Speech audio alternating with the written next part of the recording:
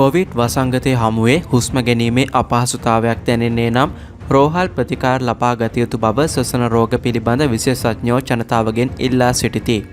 එබැවින් රෝග ලක්ෂණ උස්සන්න වීමට පෙර කල්තිය හඳුනා ගැනීම අතිශය වැදගත් බව රත්නපුර ශික්ෂණ රෝහලේ ශ්වසන රෝග පිළිබඳ විශේෂඥ වෛද්‍ය නිරංජන් දිසානායක පෙන්වා දේ. හුස්ම ගැනීමේ අපහසුව කොවිඩ් වෛරසයේ මූලික රෝග ලක්ෂණයක්ද.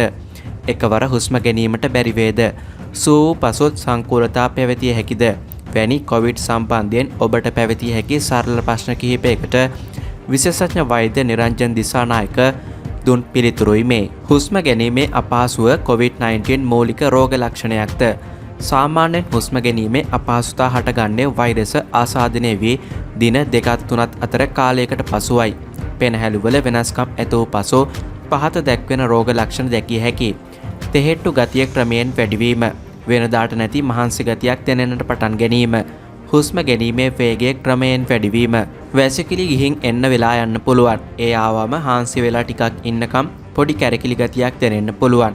කොවිඩ් වෛරසය නිසා රුධිරය කැටි ගැසීමේ හැකියාව ඉහළ යන්න පුළුවන්. හුස්ම ගැනීම අපහසු වෙන්න මේ තත්ත්වය බලපා හැකියි. ඒ නිසා දවස් 2-3කට හොඳට හිටපු කෙනෙකුට එකපාරටම හුස්ම ගැනීමේ අපහසුතාවක් එන්න පුළුවන්. ඒ වගේ වේලාවකට කලන්ත ගතියක් එක්ක පපුව ගැහෙන්න පටන් අරගෙන හුස්ම ගැනීමේ අපහසුතාවයක් ඇති විය හැකියි. ඊට අමතරව පපුවේ කැක්කුමක් එක්ක හෘද රෝගයක් වුණත් එන්න පුළුවන්. නිවසේදී ශ්වසන අපහසුතාව ඇති වුණොත් ඔක්සිජන් ලබා ගන්න ක්‍රමයක් තිබේද? අවාසනාවකට නැහැ. වහා රෝහල් ප්‍රතිකාර සඳහා යොමු විය යුතුයි. කොවිඩ් නිසා පෙනහැලි වලට සිදුවන බලපෑම. කොවිඩ් ආසාදනය වී සති 3ක පමණ කාලයක් පෙනහැලි වෙනස්කම් පැවතිය හැකියි. ඒ වෙනස්කම් වලට නිසි ප්‍රතිකරණ කළහොත් පෙනහළු වල කැලැල් ඇති විය හැකියි. වෙන අවයව වගේ නෙවෙයි. පෙනහැල්ලේ කැලැල් આવොත් ප්‍රකෘති තත්ත්වයට පත් කරගන්න බැරි විදියට හානි වෙන්න පුළුවන්. ඒ නිසා සුවවීමේ ක්‍රියාවලිය නිසි ලෙස සිදු නොවුනොත් සමහර වෙලාවට දීර්ඝ කාලීනව අපේ පෙනහැල්ලේ පරිමාව අඩුවීම සිදුවන්න පුළුවන්. සමහර විට පෙනහැල්ලේ කැලැල් නැතුව වුණත් පොසිටිව් කොවිඩ් සින්ඩ්‍රෝම් තුල Tamanට කලින් තිබුණු ඇදුම ගතිය, හතිය ගතිය වැඩි වෙන්න පුළුවන්. හේතුවක් නැතුව පවා ඇඟට මහන්සි ගතිය, තෙහෙට්ටු ගතිය මාස 2-3ක් ඇතැම් රටවල අවුරුද්දක් පවා පවතින්න පුළුවන්. කොවිඩ් රෝගීන්ට ඇතිවන ශ්වසන අපහසුතාව සහ මානසික පීඩනය අතර සම්බන්ධයක් තිබේද? අනිවාර්යෙන්ම ඔව්. මනුෂ්‍යයකට වෙන්න පුළුවන් බය හිතනම දේ තමයි හුස්ම ගන්න බැරි වෙන එක. දවස තිස්සේම හුස්ම ගැනීමේ අපහසුතාවත් එක්ක ඇතිවන මානසික ආතතිය නිසා සෑහෙන බලපෑමක් සිදු වෙනවා. හුස්ම ගැනීමේ තත්ත්වය තරමක් හොඳ අතරපත් වුණොත් ජීවිතය ගැන ඇතිවෙන අවිනිශ්චිතතාවය Taman වටේ ඉන්න රෝගීන් හුස්ම ගන්න දඟලන හැටි දැකීම නිසා විශාල මානසික ආතතියක් දැනෙන්න පුළුවන්. ICU එකක ප්‍රතිකාර ලැබූ රෝගියෙක් සුවය ලබා ගෙදර ගියත් ඒ මානසික කැලැල් සහ බලපෑම් ඇතැම් විට තියෙන්න පුළුවන්. ඒ නිසා සාංකාව සහ විෂාදී තත්ත්වයක් ඇති විය හැකියි. දියවැඩියා රෝගීන්ට බලපෑමක් තිබේද? රත්නපුර ශික්ෂණ රෝහලට පැමිණි ආසාදිතයන් අතර බරපතල තත්ත්වයේ පසු වූවන්ගෙන් 80%ක් පමණ දියවැඩියා රෝගීන් බව පෙනෙන්නට තිබෙනවා. පාලනය නොවූ දියවැඩියාව කොවිඩ් රෝගය දරුණු වීමට බලපාන එක හේතුවක් බව දැනට පෙනෙන්නට තිබෙනවා. සුවය ලැබූ පසු පෙනහළු හොඳින්ද රැකියාවට යා හැකිද? සුව වුණාට පස්සේ එක්ස්රේ එක හොඳටම හොඳයිද බලනවා. ඊට පස්සේ පෙනහළු වල පරිමාවන් සාමාන්‍ය මට්ටමේ තිබෙනවාද බලන්න පෙනහළු පරීක්ෂාවක් කරනවා. ඇවිත්තලා බලනවා ඔක්සිජන් මට්ටමේ අඩුවක් තිබෙනවාද කියලා. වෛරස් නිසා පෙනහළු විතරක් නෙවෙයි හෘදය වස්තුවත් දුර්වල වෙන්න පුළුවන්. ඒ නිසා හෘදය දුර්වල වෙලාද කියලා බලනවා. මස් පිඩු දුර්වල වෙලාද කියලා බලනවා. ඇදුම වගේ කලින් පැවති රෝගී තත්ත්වයන් පරීක්ෂා කර බලනවා. මේ සියල්ල පරීක්ෂා කරලා හොඳයි නම් සරල මට්ටමින් වැඩ පටන් ගන්න කියලා උපදෙස් ලබා දෙනවා. හැබැයි තාමත් පෙනහැලු වල කැලැල් තිබෙන බවට සාධක තිබෙනවා නම්, ඇවිදිනකොට ඔක්සිජන් ප්‍රමාණය අඩුවක් තිබෙනවා නම් ඒ දේවල් යථාර්ථයට පත් වෙන තෙක් ලෙඩ නිවාඩු අනුමත කිරීම සාමාන්‍යයෙන් සිද්ධ වෙනවා. රටේ ඔක්සිජන් සැපයුම. මේ අතර කොවිඩ් ආසාදිතයන් සඳහා අවශ්‍ය සායනික ඔක්සිජන් ධාරිතාව රෝහල් ඇතුළු ප්‍රතිකාර මධ්‍යස්ථාන තුළ උපරිමයෙන් භාවිතයට ගනිමින් සිටින බැවින් ඔක්සිජන් ආනයනය කිරීමට පියවරගෙන ඇති බව නියෝජ්‍ය සෞඛ්‍ය අධ්‍යක්ෂ ජෙනරාල් විශේෂඥ වෛද්‍ය හේමන්ත හේරත් පවසයි. මේ අතර මහජන සෞඛ්‍ය පරීක්ෂකවරුන්ට ගම්පහ දිස්ත්‍රික්කයේ නිවාසවල සිටින කොවිඩ් රෝගීන් සොයා ගැනීමට පවා නොහැකි තත්ත්වයක් උදා වී ඇති බවත්, වසංගත තත්ත්වය යටතේ අඩුම තරමින් සති 3ක්වත් රටවසා අවශ්‍ය කටයුතු නොකළහොත් බරපතල ඛේදවාචකයකට මුහුණ දීමට සිදුවිය හැකි බවත් ශ්‍රී ලංකා මහජන සෞඛ්‍ය පරීක්ෂකවරුන්ගේ සංගමේ උපසභාපති SAUT කුලතිලක මහතා ඊයේ පස්වරුවේ පැවසුවා.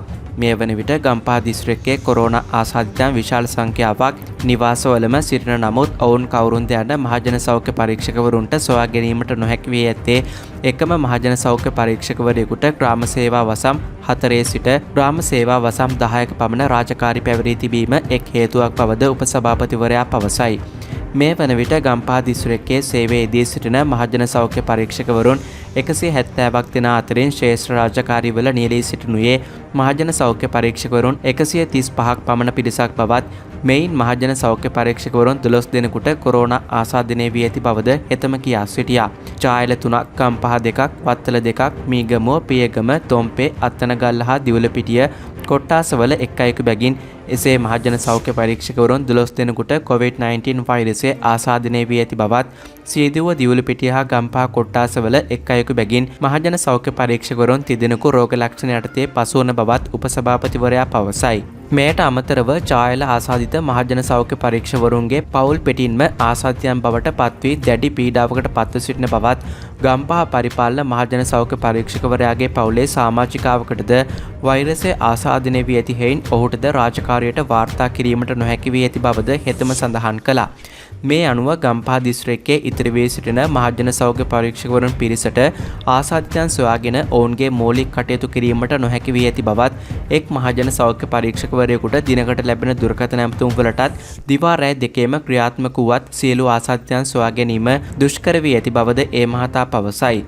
බරපතල වසංගත තත්ත්වය යටතේ අඩුම තරමින් සති 3ක්වත් රටවසා අවශ්‍ය කටයුතු නොකළහොත් බරපතල කේතවාචකයකට මුහුණ දීමට සිදුවන බවද ශ්‍රී ලංකා මහජන සෞඛ්‍ය පරීක්ෂකවරුන්ගේ සංගමේ උපසභාපති කුලතිලක මහතා කියා සිටියා.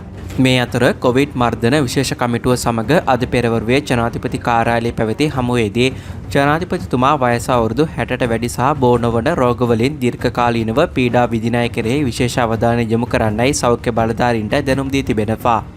ගත වූ දින කිහිපය තුළ සිදුව ඇති මරණ පිළිබඳව කළ විමර්ශනයන්ට අනුව ඉන් වැඩි දෙනෙක් බස්නාහිර පළාතට අයත් වෙති. මේ පිරිසෙන් ඉහළ ප්‍රතිශතයක් වයස අවුරුදු 60ට වැඩි එන්නත ලබා නොගත් සහ බෝ නොවන රෝගවලින් පෙළෙන අය බව හඳුනාගෙන තිබෙනවා. එම නිසා වයස අවුරුදු 60ට වැඩි සහ බෝ නොවන රෝගවලින් දීර්ඝකාලීනව පෙළෙන අය කෙරෙහි අවධානය යොමු කර විශේෂ වැඩපිළිවෙලක් සැකසීමේ අවශ්‍යතාවය ජනාධිපතිතුමා අවධාරණය කර තිබෙනවා. PCR සහ ඇන්ටිජන් පරීක්ෂණ සිදු කිරීමේදී 60ට වැඩි සහ විවිධ ලෙඩ රෝගවලින් පෙළෙන අයට ප්‍රමුඛතාවය දිය යුතු බව ජනාධිපතිතුමා සඳහන් කළා. වකුගඩු බද්ධ කිරීමට හෝ රුධිර කාන්දුකරණයට ලක් කර ඇති රෝගීන් හුදකලා කිරීමේ අවශ්‍යතාවයද ජනාධිපතිතුමා පෙන්වා දුන්නා. බෝ නොවන රෝග සඳහා ප්‍රතිකාර ගැනීමට රෝහල් සායනවල ලියාපදිංචි වී ඇති රෝගීන්ගේ විස්තරගෙන සෞඛ්‍ය වෛද්‍ය නිලධාරීන්ගේ සහ මහජන සෞඛ්‍ය පරීක්ෂකවරුන්ගේ විශේෂ අවධානයට යොමු කිරීමේ අවශ්‍යතාවය සාකච්ඡාවට ලක් කෙරුණා. බස්නාහිර පළාතේ වයස අවුරුදු 60ට වැඩි එහෙත් විවිධ රෝග හේතුවෙන් මෙතෙක් එන්නත ගැනීමට නොපැමිණි පිරිස හඳුනාගෙන තිබෙනවා. ඔවුන් සියලු දෙනාට ඉදිරි දින කිහිපය තුළ එන්නත ලබා දීමට පියවරගෙන ඇතැයි ආරක්ෂක මාණ්ඩලික ප්‍රධානී හා යුද හමුදාපති ජෙනරාල් ශවේන්ද්‍ර සිල්වා මහතා පවසයි. එක් එන්නතක් ලබා තිබීම රෝගයෙන් ආරක්ෂා වීමට ප්‍රමාණවත් නොවේ. එම නිසා එන්නත් මාත්‍රා දෙකම ලබාගෙන ප්‍රතිශක්තිකරණය වර්ධනය කාල සීමාවට පැමිණෙන තෙක් වගකීමෙන් ක්‍රියා කළ යුතු බව කොවිඩ් කමිටුවේ සමාජික විශේෂඥ වෛද්‍යවරු පෙන්වා දුන්නා. ජනතාව ඒකරාශී වීම වළක්වා ගැනීම විශේෂ අවශ්‍යතාවයක් සහ රාජකාරී සඳහා කැඳවා නැති සියලු දෙනා නිවෙස්වල රැඳී සිටීම සහ සෞඛ්‍ය උපදෙස් පිළිපදමින් රෝගයේ පැතිර යාම වැළැක්වීමට සහාය වීම ජනතාවගේ යුතුයකම හා වගකීම් බව වෛද්‍යවරු අවධාරණය කළා. අමාත්‍ය පවිත්‍රා වන්නිආරච්චි රාජ්‍ය අමාත්‍යවරුන් වන සිසිර ජයකොඩි, චන්න ජයසුමන, ජනාධිපති ප්‍රධාන උපදේශක ලලිත් වීරතුංග, සෞඛ්‍ය ලේකම් මේජර් ජෙනරාල් විශේෂඥ වෛද්‍ය සංජීව මුණසිංහ, ආරක්ෂක මාණ්ඩලික ප්‍රධානී හා යුද හමුදාපති ජෙනරාල් ශවේන්ද්‍ර සිල්වා, සෞඛ්‍ය අධ්‍යක්ෂ ජෙනරාල් වෛද්‍ය අසේල ගුණවර්ධන ඇතුළු කොවිඩ් මර්ධන විශේෂ කමිටුවේ සමාජිකයෝ කිහිප දෙනෙක් මේ අවස්ථාවට එක්ව සිටියා.